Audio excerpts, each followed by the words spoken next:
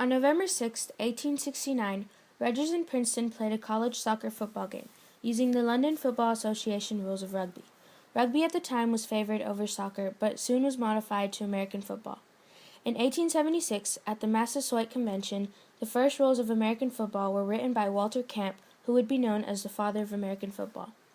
In 1892, football was a major attraction between local athletic clubs, this being its cultural hearth. It was very intense between two Pittsburgh area clubs, the Allegheny Athletic Association, AAA, and the Pittsburgh Athletic Club, PAC. This led to the making of the first professional football player, former Yale All-America guard William Pudge Heffelfinger. Pudge was paid $500 to play for the AAA against the PAC.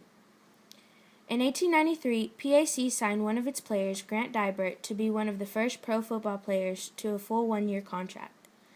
Through 1895 to the 1900s, new associations started to form teams with paying pro football players. In 1902, baseball's Philadelphia Athletics and the Philadelphia Phillies formed pro football teams to the National Football League, or the NFL. The Athletics won first night football game ever played, 39-0. In 1903, Franklin Athletic Club won the second and last World Series of pro football against the Orioles of New Jersey. Around this time, the game of American football started diffusing contagiously. Pro football declined in the Pitts area. Emphasis on the pro game moved from Pennsylvania to the Ohio area. In 1904, Charles Follis signed with Shelby, Ohio, becoming the first paid African-American pro football player. In 1906, a betting scandal and the financial disaster wrought upon the two clubs by paying huge salaries caused a temporary decline in interest in pro football in cities of Ohio. Hey, our man Steve Young, our compatriot Steve Young, October 30th, 1988 at Candlestick for the Niners against the Vikings, and they were down by 4 with 2 minutes to go. Well, watch what kind of athlete Steve Young was when he played football. And look at the blocks. There's McIntyre downfield, Jerry Rice made a block. Whoop, whoop, whoop. Steve is into the end zone. Unbelievable run, one of the great runs of all time, as the Niners won that game 24-21. Characteristics of its folk period. Leather helmets were used with no face masks. And in 1895, players, for example, John Brayler, got paid only $10 for a game. 1898, a touchdown went from 4 points to 5, and in 1909, a field goal dropped from 4 points to 3. Over the years, the National Football League has become one of the biggest sports played and watched in America. Today, one of the most known things in the NFL is the Hall of Fame, founded on September 17, 1920, in Canton, Ohio. You ask, why Canton, Ohio?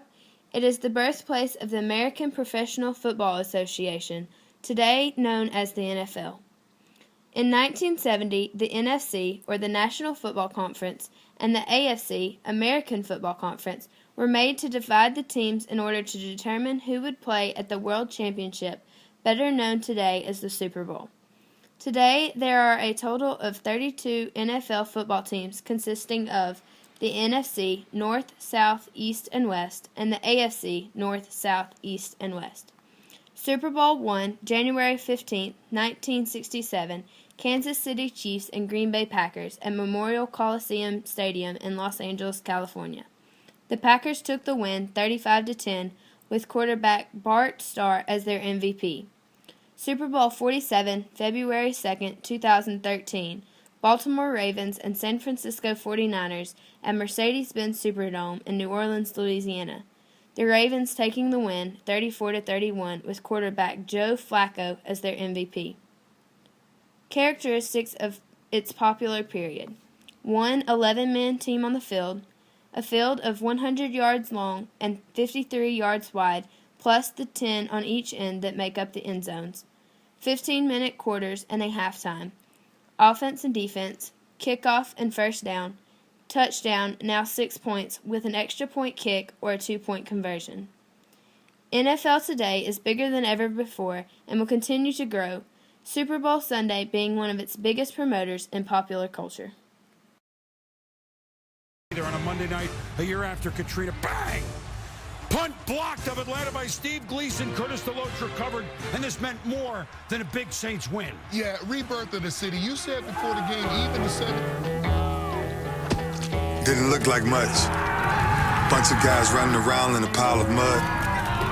So they strapped on leather and introduced a few rules just to keep the peace. Suddenly, we had a game on our hands. So we added more rules and better equipment, like hard plastic helmets, then the face mask. Followed quickly by, nah, man, you can't grab that. Once we got rolling, we never looked back. We certainly have come a long way. Thing is, we're just getting started. Here's to making the next century safer and more exciting than ever. Forever forward, forever football.